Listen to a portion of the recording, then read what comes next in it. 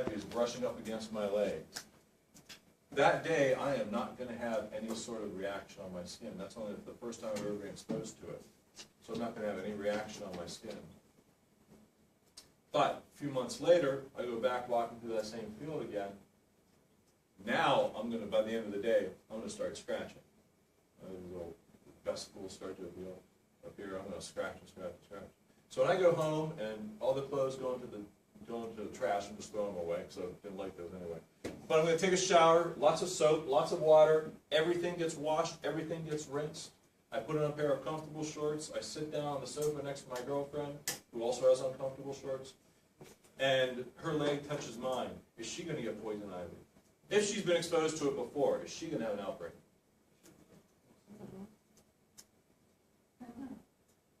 Why should not? She will not. Why not? Because you washed it off. Because the thing that causes the reaction is gone. The oils, right? I'm sorry? Is it oils? The oil from the plant is gone. But for some reason people think it's like chicken pox. Like if you have poison ivy, you don't want to touch that person. Well, as long as that area's been cleaned, they might still have the reaction from it. Their body might still be reacting from it, but it's not going to transfer. All right, let's get back into the, what are we talking about? Muscle. Smooth muscle, also called visceral muscle, because of course found in organs. Moves stuff through our digestive system, moves blood through. Smooth muscle does not act as quickly. Skeletal muscle acts very, very quickly. And think about that. In order for a skeletal muscle to do something, it has to get a signal to do something. And where does it get the signal from? The nerve. So the nerve has to send the signal in the form of an electrical current. The electrical current comes down the nerve, gets to the end of the nerve, opens up calcium channels. Calcium comes in at the end of the nerve. That allows acetylcholine to release across the neuromuscular junction. The acetylcholine binds to sodium channels on the muscle fiber. That's going to allow those sodium channels to open up. Sodium comes in, depolarizes the muscle cell. That depolarization travels through till it gets to a sarcoplasmic reticulum. Sarcoplasmic reticulum opens up, releases calcium. Calcium lifts those tropomyods, the binding sites on the actin, which allows the myosin to grab a hold, and for that to pull it towards the center, which causes the sarcomere to shorten, which causes the myofilament to shorten, which causes the muscle fiber to shorten, which causes the fascicle to shorten, which causes the muscle to shorten. That is a lot of stuff going on. That's a lot of stuff. And imagine how fast all of that stuff happens, right? All those muscles that were involved, you had to elevate, I don't really catch. You have to elevate your hands, you had to open your fingers to extend your fingers, close your hands, and grab on like this. And you had to track it with your eyes. All of those muscles doing all those things, all of that stuff we just talked about happens that fast. That's quick, man.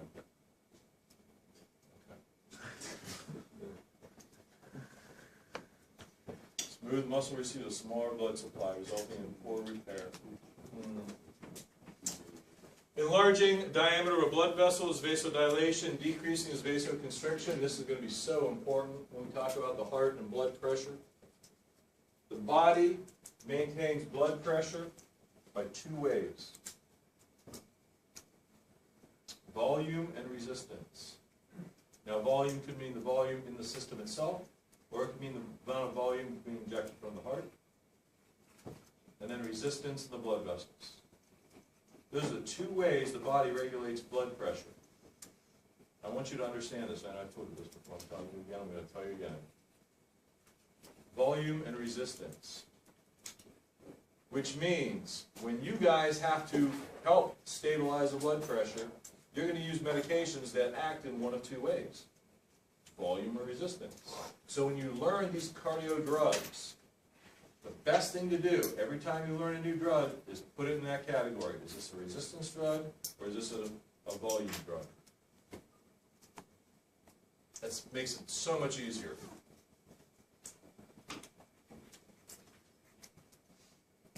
Vasodilation will lead to decreased blood pressure. Vasoconstriction increases blood pressure, increases velocity. Smooth muscle in the airway. Everybody's familiar with an asthma attack, right? Or you're familiar with patients who have asthma attacks. Asthma is a problem with getting air where? Alveoli. Asthma is a problem of getting air out of the lungs, right? Which is why we see the person using all these accessory muscles, trying to force that air out. That's why they sit in that tripod position. You know the tripod position? Where they're sitting like this, and they're breathing through those pursed lips. They're going, trying to force that bad air out. You can't get good air in, bad air's not coming out. The sphincter we can find all over the place. These are these donut-shaped muscles that contract. I mean, this is what keeps food and acid from coming up back out of the stomach, and keeps the digested food from leaving the stomach too early by the relaxation and contraction. Sorry? Sit down all week. Which part? Sometimes acid comes up. Coming up, yes. We don't want that. Why don't we want that? Because gas is very dangerous. It can destroy our body cells. Well, the stomach knows this, so it creates a nice little lining, mucus lining, to help protect itself from the stomach acid that it makes. The esophagus doesn't have that kind of mucus lining. It's a very thin lining. Doesn't expect there to be acid there. Okay, we already talked about cardiac muscle. Involuntary, lots of blood, intercalated discs, domino effects, causing the contraction to happen in a wave-like fashion, squeezing the blood out. Cardiac muscle does not repair itself. You can see how branched it is here. You see how branched it is? And then you see the intercalated discs in between. There it is. Intercalated discs. Heart attacks. Heart attacks start out with not enough oxygen going to the tissue, which is why we give patients who have suspected heart attack, we give them things like oxygen. Myocardial infarction, the MI, but it starts out with ischemia. Ischemia means restriction of blood supply. Remember, even though the heart, especially the left side of the heart, is full of oxygenated blood, it can't really use that. Some of that blood, some of that oxygen will diffuse. Some of it will, but a tiny, tiny, tiny amount will diffuse into the wall. Blood gets pumped out into the aorta, and then it backflows back into the coronary arteries. Coronary arteries are on top, on the outside of the heart, right? Have you seen this? Which means the oxygen, the blood is going to get to the outer part of the heart before it gets to the inner part. The diffusion is going to happen to the outer part before it gets to the inner part, which is why when you see one of those coronary arteries blocked, and you see an area like this big on the outer wall of the ventricle that is ischemic, as you cut down in, you'll see that it is actually much larger. Acute coronary syndrome, you've probably heard that terminology now. Okay, why do we do lab tests? I know you understand what an EKG is and an ECG, electrocardiogram. This is going, the thing about an ECG, this is cardiac physiology on a sheet of paper. That's what it is. It's a very easy way to see what's going on. X-ray, you see enlargement. Laboratory tests. People always are confused. If you're having a heart attack, why are you drawing blood? Well, the heart cells have specialized enzymes that are unique to them, that are going to be found inside of that heart cell. And they're not going to be found in any large amounts in the blood unless the heart cell broke apart. And then it was released into the blood. So we'll look at things like troponin, CPK, creatine phosphokinase, sometimes CK, you see the CK creatine kinase, and lactate dehydrogenase. There is a lactate dehydrogenase that is specific for heart. There's a creatine phosphokinase that is specific for heart. So it's not just CPK, all CPK, or all CK is just heart, it's not. There's a specific one. But you can tell now, if you see these in large numbers in the blood, well then you know then some heart cells have died. And you can get an idea of how many have died. You can even get a timeline, because these are released in the blood at different times.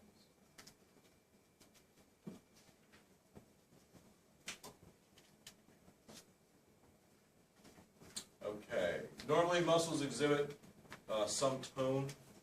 Our muscles are always getting a little bit, oh, there's a spider. Eat it.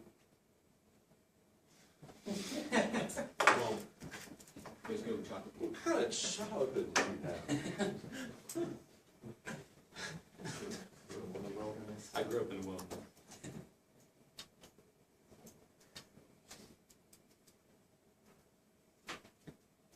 Normally, your muscles are getting a little bit of a signal to contract. They're always in a little bit of state of contraction.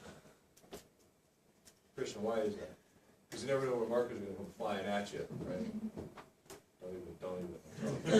Just I don't wanna get spider on going to it. end up in the corner.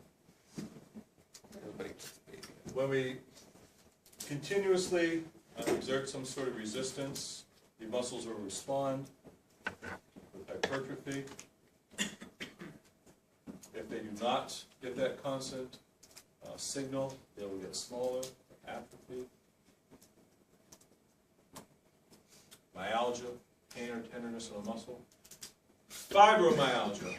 Oh boy. Everybody got that. Pretty sure I have that. Here's the problem with fibromyalgia. Fibromyalgia is a disease of exclusion, which means if a person comes in and they say, I have all this muscle pain, shoulder pain, joint pain, back pain, head pain, leg pain, you have to, the doctor, some of you will be the doctors at some point, you have to test for things like blood disorders that can cause this. You have to test for things like muscle and nerve conduction. You have to test for, you have to do x-rays. Because you can have a lot of pain as a result of metastatic cancer, for instance. A patient can, not you. Patient can. So, and of course, obviously osteoarthritis, that's pain in the joints, rheumatoid arthritis, okay, pain in the joints. This will show up on an x-ray as well. You gotta do blood tests for this stuff. After all those things come back negative, the only thing left is a pressure point test. There's 18 spots, I think, and you have to be positive in 11 of the 18 spots. Well, there's a problem with this. There's a problem with the test that is subjective.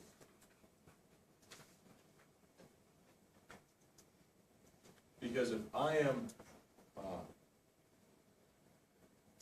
probably one of the best diagnosticians on the planet, at least top 10 diagnosticians on the planet, top 5 diagnosticians on the planet. Thank you.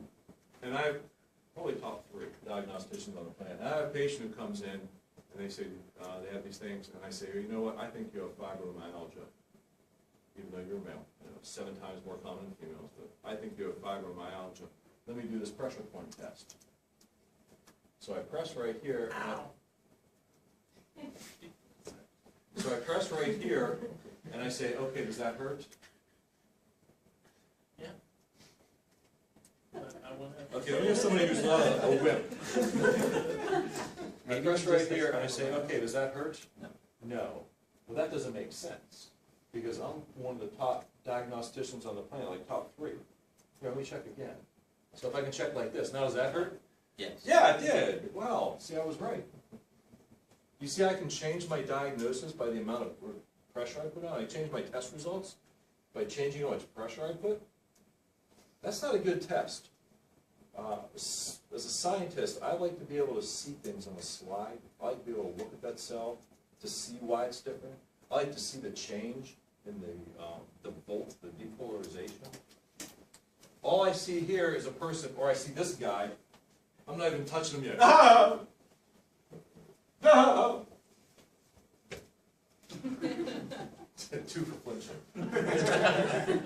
worst doctor ever. So, I'm not happy with that. Unfortunately, you'll hear about patients who will tell you they have fibromyalgia, one, maybe because they saw it on a TV commercial, or two, because their doctor told them they did. And you ask them what doctor they went to, and they say, I went to my chiropractor. So, well, did your chiropractor do x-rays? No. Blood tests? No. Muscle? No. That's when you say, well, how do you know it's not bone cancer and you're dying? Maybe that will get them to a real doctor. It's Ebola. It's Ebola. It's never lupus. All right. Fibromyalgia affects women under 40, you know, and there's things that go along with it. We usually see it in women who are depressed, in a dead-end job, 5 screaming kids, deadbeat dad, overweight. It's a textbook example, unfortunately. I wonder what would happen if we took all those other things out of their environment. If we put them in a gated community, their kids in private schools, and they have a personal trainer and a chef, and I wonder if that would change things. It would be an interesting, study to do. I wonder if I could get funding for that. Of course, if I could get funding for that, then I myself would have fibromyalgia, because I don't want to be a part of it. Put me in a gated community instead of the projects where I am now. Not no projects. It's kind of like the project. All right, so here's my guess is that fibromyalgia is probably not one disease. There's probably more than one thing that people are just putting under a blanket of fibromyalgia. Some of it might be psychosomatic, some of it might not be. Just something we haven't figured out yet. Ataxia. Ataxia is incoordination of the muscles during movement, particularly during the gait. You know what a person's gait is, right? They walk. They walk and stride. Okay. Paralysis, I think we know what that is. Partial total loss of function. A spasm or cramp, involuntary, sudden, violent contraction of a muscle for a prolonged period of time. That's a good definition. Involuntary, sudden, severe contraction of a muscle for a prolonged period of time. Okay. That hurts. Yes. Hey, Charlie horse. Some people get the cramps at night. You've heard of this? What do we tell those patients to do before they go to bed? Eat a banana. Drink water, make sure they're hydrated. The solution to pollution is dilution. Flush it out. Eat bananas, give them some potassium.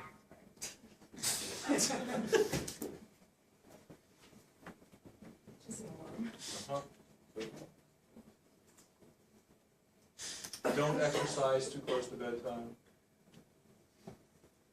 And put a bar of ivory soap down by their feet and their cheeks. I saw someone do that. Spray. Sorry, what? I saw somebody do that. Yeah. What does that do? It stops. It keeps them from getting leg cramps. No.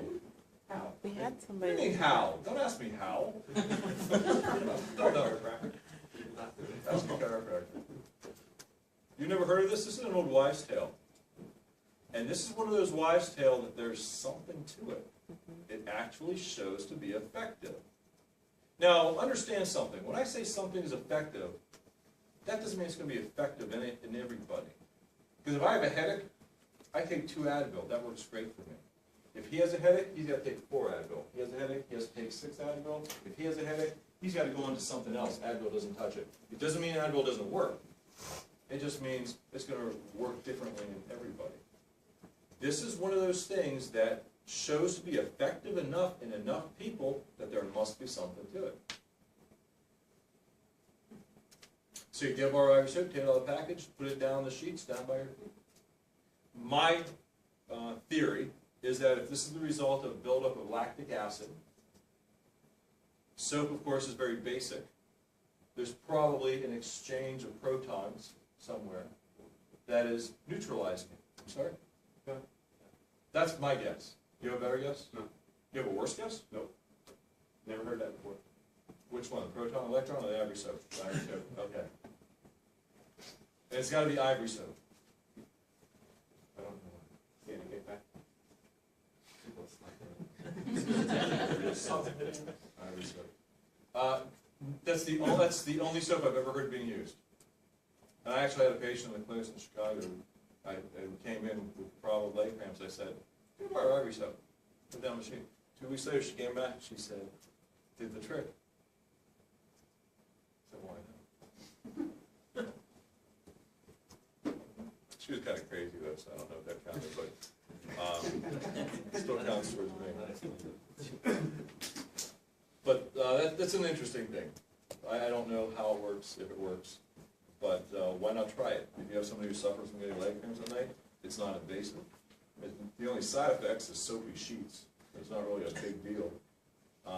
But don't get another soap, because if you get Irish Spring and throw some Irish Spring in there, and you say, "Well, that didn't work," I'll tell you that's because Ivory's 98.25% pure or something like that. You ever see that on the label?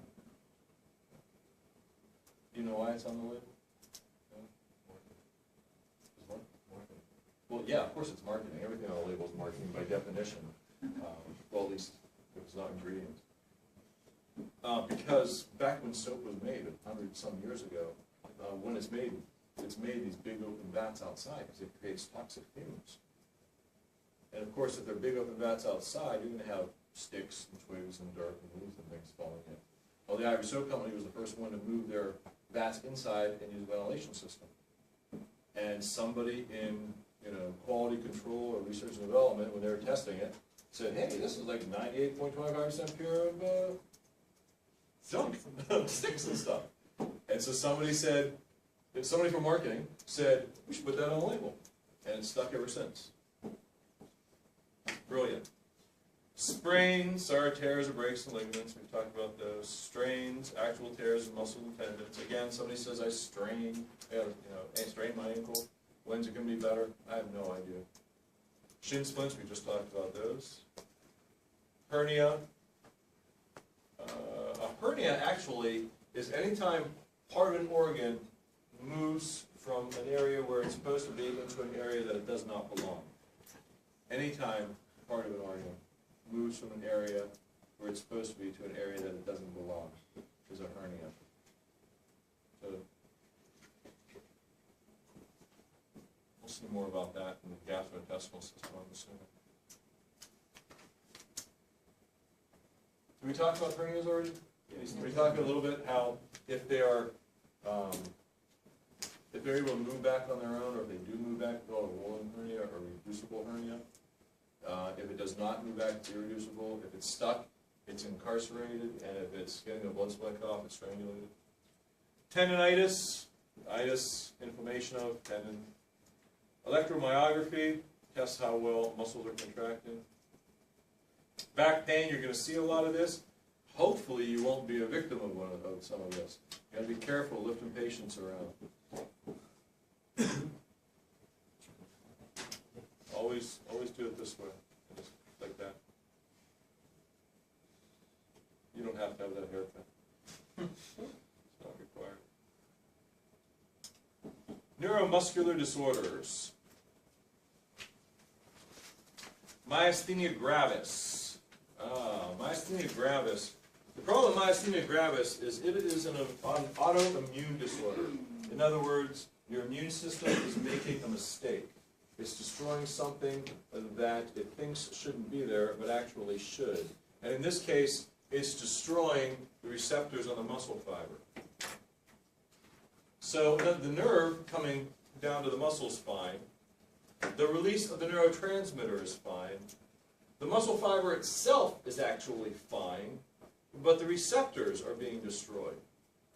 So what's happening is the patient is getting, instead of this signal of all this acetylcholine attaching to these sodium channels, there's still the same amount of acetylcholine, but there's less sodium channels, so it's getting a weak signal. Weak signal means weak contraction. So if you ask these people on the first floor of this building to walk up the steps, they won't be able to do it, but they'll barely get to the top. And you look at them, their eyes will look like this. It'll be drooping. It's what we call ptosis, also spelled with a capital P. It's spelled with P-T-O-S-S. Ptosis. So we give this patient something called a tensilin test. We inject them with a medication called ibuprofen. It is short-acting acetylcholine esterase inhibitor. In other words, the guy who recycles, we block him from doing his job. That keeps the acetylcholine in that space for a longer period of time. This is a common theme. You'll see this a lot. We keep a transmitter in that space longer. The longer it's in there, the more it acts with those receptors. So then you end up, even though you have less receptors, the ones that are there are getting bombarded. So you get a stronger signal, like this. The patient will go from this to this in 2 minutes. And walk up the steps, and walk down the steps, and walk up the steps, and walk down the steps. It's a miracle for about 30 minutes. And then it goes back to that again. All this is a test. It's a short-acting acetylcholine esterase inhibitor.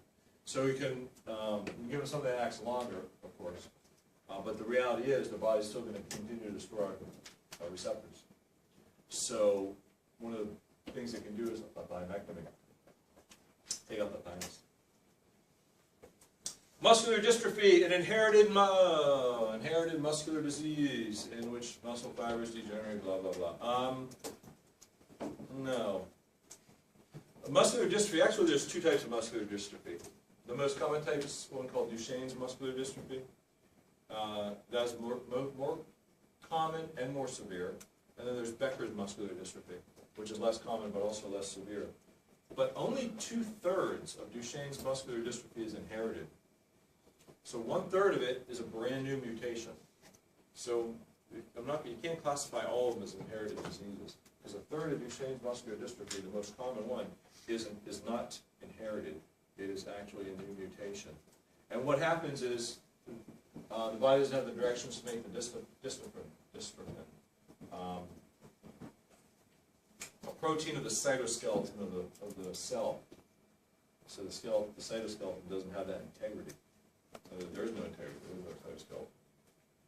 So the cell doesn't have the integrity. These kids are born, and you first see them, their calves look big. Look like they're going to be football players. But what that actually is a lot of fat deposit called pseudohypertrophy. Because as they get a little bit older, that fat just goes away, and you can actually see how thin their legs are. And we tell you this proximal muscle weakness. We just have them sit on the ground when they get a little bit older.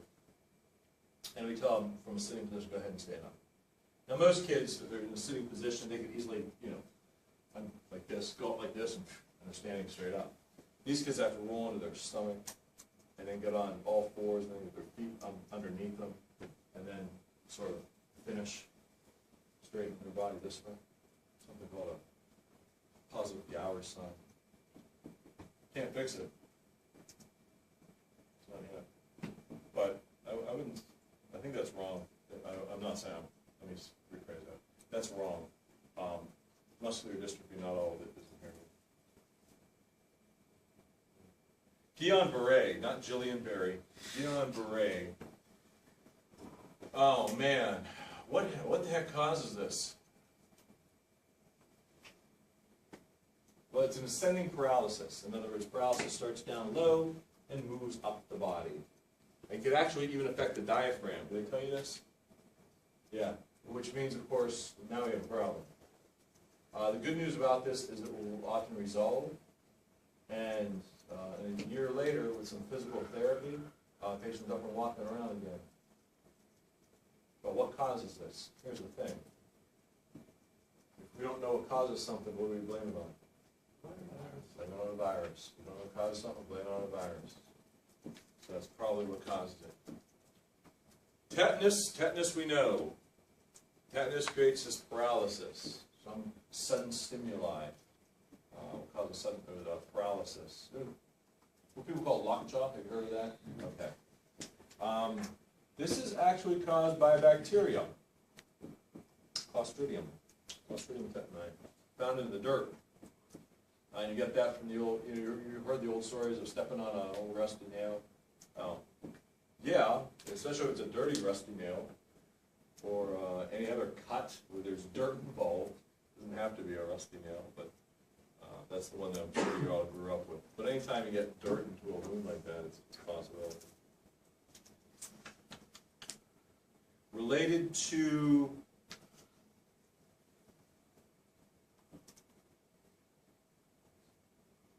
the organism that we get Botox from, the one that causes botulism, which is, by the way, one of the most poisonous substances known to man. You know this, right? Clostridium botulism, one of the most poisonous substances known to man. 1 gram of this, evenly dispersed and inhaled, will kill 1 million people. Or you can have it injected into your face, one of the two. Now, the reality is, the stuff that's injected, there's different toxins, but the one that's injected is infinitesimally small. It's a tiny, tiny, tiny, tiny, tiny, tiny bit. So it's really, really small amount. But it does, you know, when it was first discovered, they didn't just start using Botox to make people prettier, right? To relax the muscles in the face. That's not why they did it. When it was first discovered for people who had like facial tics. But it's used in other parts of the body too. To relax muscle. That's a massage. That's a massage. That's not. Those are a bunch of words. Oh, the ab rocker, ab roller, ab toner, ab twister, ab time. Okay, I think we're done. We're done. 30-year-old patient complains of ascending flaccid paralysis that began. Okay. You also know not to give kids honey, right? Have you heard of floppy baby syndrome? Floppy baby syndrome? That's a good homework assignment. Look up floppy baby syndrome.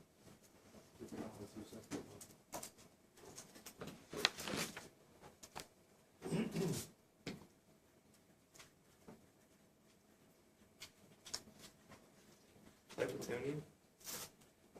As a result of what? Hypotonia? As a result of? Decreased muscle tone? That's, you just defined everything. Yeah, good.